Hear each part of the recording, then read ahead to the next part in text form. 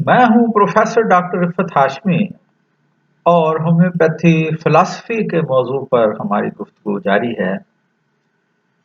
جیسا کہ کئی مرتبہ یہ ذکر ہو چکا ہے کہ ہومیوپیتھی اصولوں اور ضابطوں کی سائنس ہے۔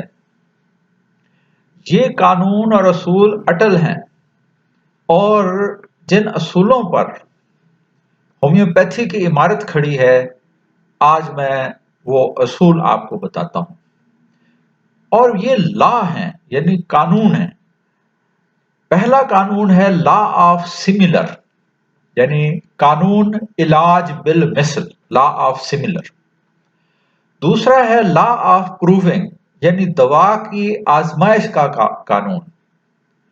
تیسرا ہے لا آف سنگل ریمیڈی، یعنی ایک دوا دینے کا قانون۔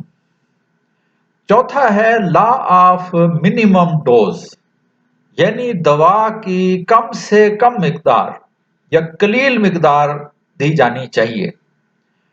اور پانچواں قانون ہے law of direction of cure, جسے ہم ہیرنگس لا آف کیور بھی کہتے ہیں، ڈاکٹر ہیرنگ کے نام پہ، کیونکہ انہوں نے یہ قانون جو ہے وہ متعارف کروایا۔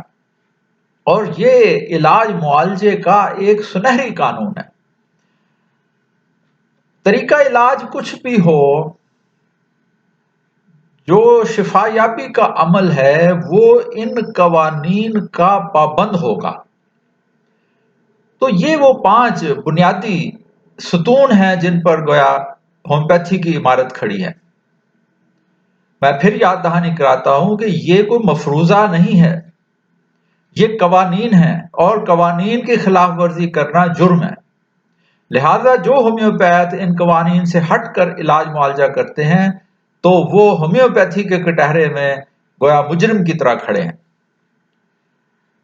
پہلا جو قانون ہے، یعنی لا آف سملر یا قانون بالمثل، وہ یہ بتاتا ہے کہ جو دوا صحت مند انسانی جسم میں جو علامات پیدا کر سکتی ہے، وہی دوا اس کا علاج بھی کر سکتی ہے۔ ڈاکٹر ہانیمن کے دور میں ملیریا کے علاج کے لیے کنین کا استعمال کیا جاتا تھا۔ تو جب ڈاکٹر ہانیمن نے کنین خود کھا کر دیکھی تو اس میں ملیریا جیسی علامات پیدا ہو گئیں۔ تو جہاں سے ڈاکٹر ہانیمن نے اس قانون کو بالمثل قانون کا نام دیا اور اس کو پریکٹیکلی ثابت کیا۔ اور اس قانون کے لیے ایک سلوگن بنایا کہ سیملیا سیملیبس کیورنٹر، یعنی let like be cured by like, یا اردو میں اس کو ہم علاج بالمثل کہہ سکتے ہیں۔ یہ قانون پہلے سے بھی موجود تھا پرانے لٹریچر میں، جیسے وومیٹا وومیٹس کیورنٹر، یعنی قے کا علاج کیا جا سکتا ہے، قے کے مواد سے قے کا علاج کیا جا سکتا ہے، لیکن اس قانون کی پریکٹیکل اپلیکیشن موجود نہیں تھی۔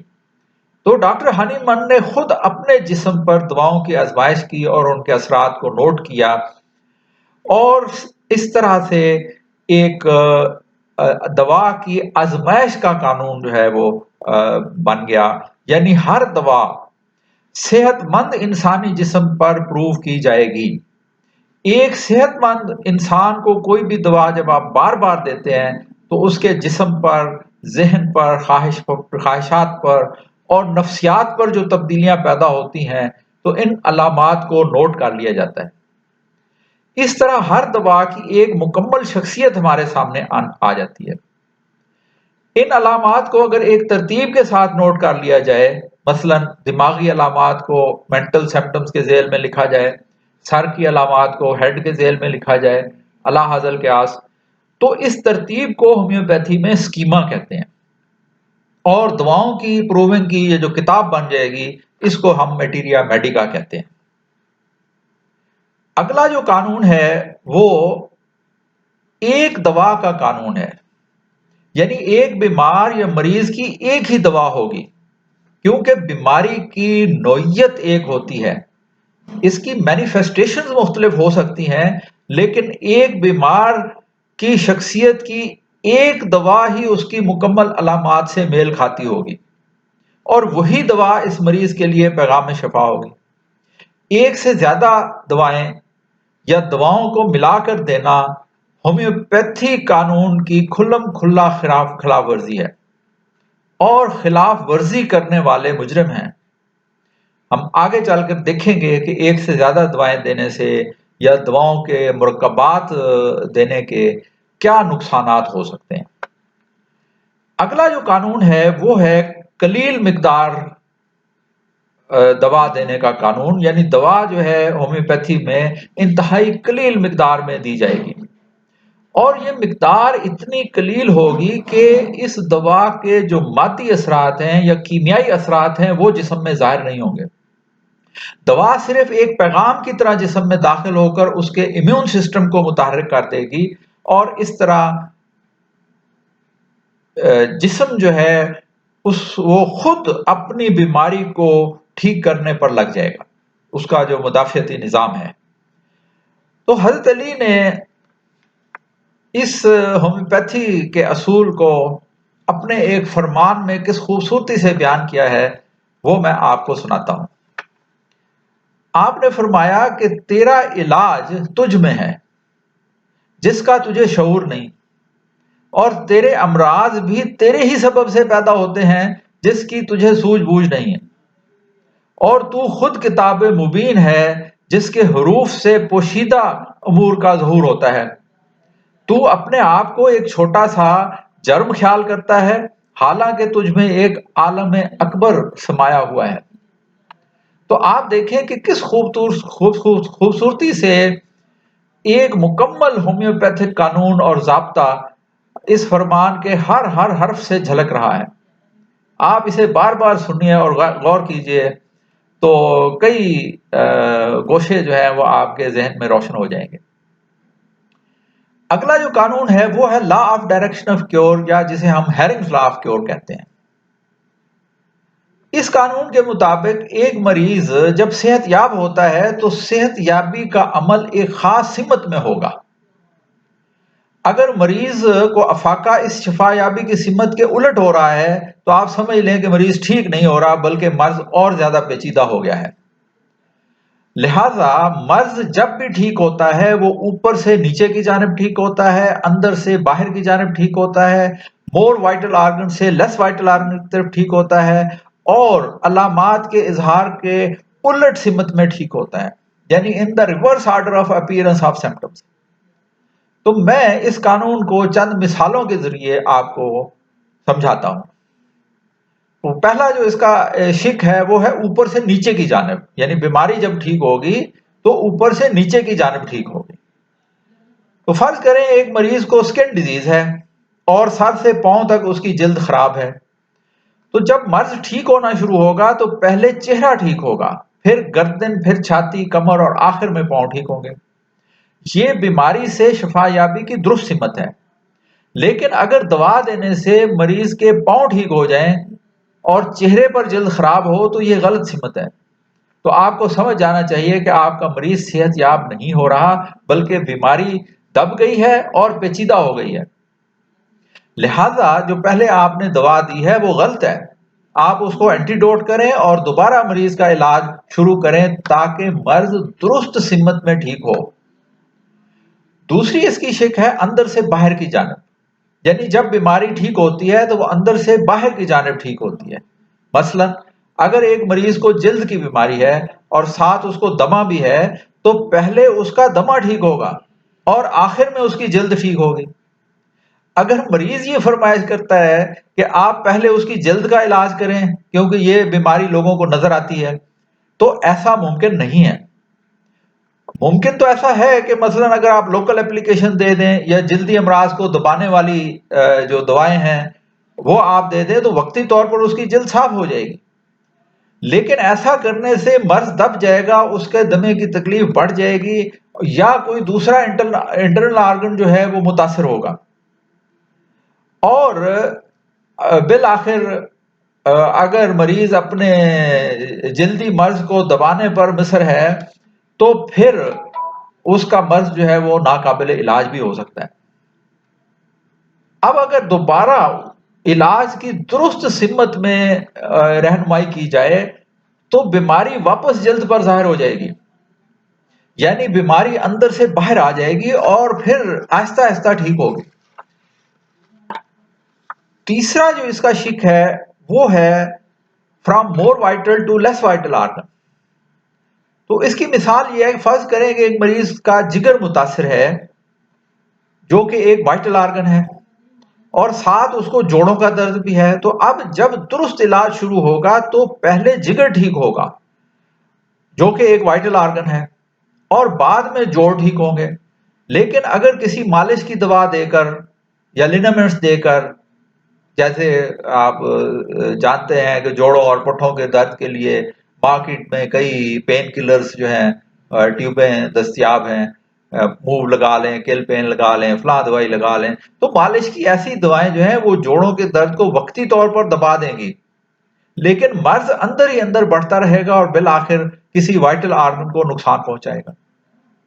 علاج اسی وقت ہوگا جب مرض اندر سے باہر کی جانب ٹھیک ہو اور مور وائٹل آرگن سے لیس وائٹل آرگن کی طرف ٹھیک ہو۔ اگلی اس کی شک جو ہے وہ ہے in the reverse order of appearance of symptoms, یعنی علامات اپنے اظہار کے مخالف سمت میں ٹھیک ہوتے ہیں، یعنی بیماری اپنے واپسی قدموں پہ واپس جاتی ہے۔ تو اس کی مثال بڑی کامن سی ہے اور وہ ہے ریمیٹک فیور کی، کہ جس میں جو نارمل ریمیٹک فیور کا کورس ہے وہ یہ کہ پہلے گلا خراب ہوتا ہے، پھر مریض کے جوڑ متاثر ہوتے ہیں، تو جب جوڑوں میں تکلیف چلی جاتی ہے تو گلا ٹھیک ہو جاتا ہے، اور جب جوڑوں سے مرض کو دبا دیا جائے تو پھر دل کے ویلو جو ہیں وہ متاثر ہوتے ہیں۔ تو اب جب آپ علاج شروع کریں گے تو سب سے پہلے دل کے ویلو ٹھیک ہوں گے اور بیماری جوڑوں میں ظاہر ہو جائے گی، یعنی دوبارہ مریض کو جوڑوں کی تکلیف ہو جائے گی۔ جب جوڑ ٹھیک ہوں گے تو مریض کا پھر گلا خراب ہو جائے گا، تو یعنی آخر میں گلا ٹھیک ہوگا، تب جا کے بیماری جو ہے وہ مکمل طور پر مریض صحت یاب ہوگا۔ لیکن اگر جوڑوں کی دوا دینے سے گلا خراب ہونے کی بجائے دل کی علامات پیدا ہو جائیں تو ڈاکٹر کو سمجھ جانا چاہیے کہ مریض کے جوڑوں کا درد تو ٹھیک ہو رہا ہے، لیکن دراصل بیماری جو ہے وہ زیادہ پیچیدہ ہو رہی ہے اور دل کو متاثر کر رہی ہے۔ تو فوراً علاج کے طریقے کو ریویو کرنا چاہیے اور بیماری کی درست سمت میں شفا یابی کو یقینی بنانا چاہیے۔ یہ شفا یابی کا قانون ہے۔ طریقہ علاج کچھ بھی ہو، وہ ہومیوپیتھی ہو، ایلوپیتھی ہو، آکوپنکچر ہو، طب ہو، آیورویدک ہو، اگر بیماری اس سمت میں ٹھیک ہو رہی ہے اس علاج سے تو وہ درست علاج ہے، لیکن اگر اس کے مخالف سمت میں بیماری کی علامات ظاہر ہو رہی ہیں تو وہ علاج درست نہیں ہے، بلکہ مرض زیادہ پیچیدہ ہو رہا ہے۔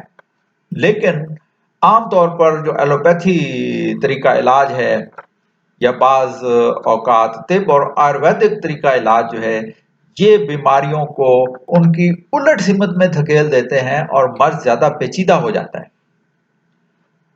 میں آپ کو ایک انٹرسٹنگ کیس سناتا ہوں کہ ایک مرتبہ میرے پاس ایک آسودہ حال خاتون علاج کے لیے تشریف لائیں۔ ان کو کچھ زنانہ علامات کی شکایت تھی اور اس کی پوری جلد سفید تھی، جسے آپ پھلبہری کہتے ہیں یا لیکوڈرما کہتے ہیں۔ آپ جانتے ہیں کہ لیکوڈرما میں جلد پر سفید رنگ کے داغ پڑ جاتے ہیں، تو یہ لیکوڈرما جرنیلس تھا، یعنی اس کے پورا جسم جو ہے وہ سفید ہو چکے تھی، جلد جو ہے، یہاں تک کہ اس کے جو آئی بروز تھے اور بال جو تھے وہ بھی سفید تھے، جیسے ایک البینو ہوتا ہے۔ تو میں نے اس کی کیس ٹیکنگ کی اور اس کی جو زنانہ علامات تھیں اور باقی جو علامات تھیں اس کے مطابق اس کی دوائی تجویز کی۔ تو کچھ دنوں کے بعد وہ خاتون انتہائی غصے میں تنتناتی ہوئی میرے کلینک میں داخل ہوئی اور دوا کا لفافہ میری میز پر پٹک دیا اور چلاتے ہوئے کہا کہ تم نے مجھے کون سی دوائی دی ہے، میری ساری جلد خراب ہو گئی ہے۔ تو دراصل دوا جو ہے اس نے اپنا درست کام شروع کیا تھا اور جلد نارمل ہونے لگی تھی، یعنی وہ سفید جلد پر جو نارمل جلد کا کلر ہے اس کے داغ جو ہے وہ اپیئر ہونا شروع ہو گئے، تو وہ گویا جلد جو ہے وہ ڈب کھڑپی سی ہو گئی۔ تو یہ اس خاتون کے لیے ایک کاسمیٹک پرابلم بن گیا۔ تو میں نے اس کو سمجھانے کی بہت کوشش کی کہ اس کی بیماری ٹھیک ہو رہی ہے اور وہ تھوڑی دیر کے لیے اس بدصورتی کو اگر برداشت کر لے گی تو نہ صرف اس کی باقی بیماریاں ٹھیک ہو جائیں گی بلکہ لیکوڈرما کا بھی اس کا علاج ہو جائے گا. لیکن وہ کسی طرح ماننے کے لیے تیار ہی نہیں تھی. تو میں نے اسے بتایا کہ اس کا صرف ایک ہی سلوشن ہے کہ پچھلی دوا کا اثر جو ہے اس کو اینٹیڈوٹ کر دیا جائے تو یہ بیماری واپس اپنی جگہ پر آ جائے گی. تو وہ خاتون جو ہے وہ کہنے لگی مجھے بیماری قبول ہے لیکن میں یہ جلد کی کیفیت جو ہے اس کو برداشت نہیں کر سکتی تو مجبوراً مجھے اس دوا کو اینٹیڈوٹ کرنا پڑا. تو یہ میرے ابتدائی دور کی پریکٹس کا واقعہ ہے. تو لیکن اب ایسے مریضوں کو علاج شروع کرنے سے پہلے میں ان کو بتاتا ہوں کہ ان کی بیماری جو ہے وہ کس سمت میں ٹھیک ہوگی. اگر مریض علاج کروانا چاہے تو بسم اللہ اور نہ کروانا چاہے تو یہ مریض کی اپنی چوائس ہے. ہم اس کو پہلے سے بتا دیتے ہیں کہ بھائی بیماری جو ہے اگر اوپر سے نیچے کی جانب ٹھیک ہوگی یا اندر ایک بیماری دبی ہوئی ہے تو وہ باہر اگر جلد پہ ظاہر ہو جائے تو اس سے پریشان نہیں ہونا بلکہ یہ سمجھنا ہے کہ یہ علاج درست سمت میں ظاہر ہو رہا ہے، یہ چل رہا ہے. تو ہومیوپیتھی جو ہے اس کو سیکھنا سکھانا پڑھنا پڑھانا میں سمجھتا ہوں یہ کار ثواب ہے. تو آپ بھی اس کا حصہ بنیں، اپنے جو کولیگ ڈاکٹرز ہیں اور ہومیوپیتھی کے اسٹوڈنٹس ہیں یا ہومیوپیتھی میں دلچسپی رکھنے والے جو خواتین و حضرات ہیں ان کے ساتھ آپ شیئر کریں، اس کو سبسکرائب کریں اور نوٹیفیکیشن کے لیے بیل آئیکن دبائیں. شکریہ.